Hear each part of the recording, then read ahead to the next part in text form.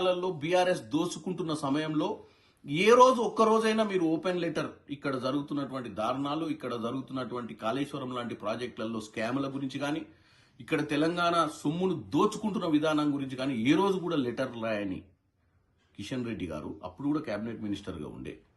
మరి ఈ రోజు 2 సంవత్సరాలకే కాంగ్రెస్ పార్టీ ఇచ్చిన హామీలను నెరవేర్చలేదని, దోచుకునేందుకు కాదు, ఇచ్చిన హామీలను నెరవేర్చలేదని విజన్ డాక్యుమెంట్ మీద మీరు ఒక ఓపెన్ లెటర్ రాయడాన్ని తెలంగాణ ప్రజలు గమనించాలి.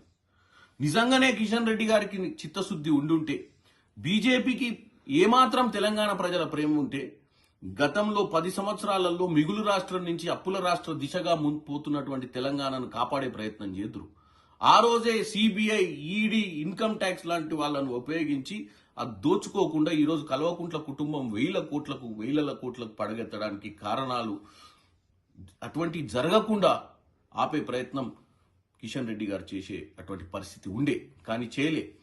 కానీ ఇప్పుడు మాత్రం ఒక ఓపెన్ లెటర్ రాయడం, మేమిచ్చే గ్యారంటీలు ఇస్తూనే ఉన్నాం, ఇంకా ఇవ్వాల్సిన గ్యారంటీలు లేకపోవడానికి కారణం కిషన్ రెడ్డి గారికి తెలుసు. ఎందుకంటే పదే ఆయన కూడా కేబినెట్ మినిస్టర్గా ఉన్నప్పుడు రేవంత్ రెడ్డి గారు ఢిల్లీకి ఎందుకు పోతుండు, ఎందుకు వాళ్ళ తోటి మంత్రులను కలుస్తుండో కిషన్ రెడ్డి గారికి తెలుసు.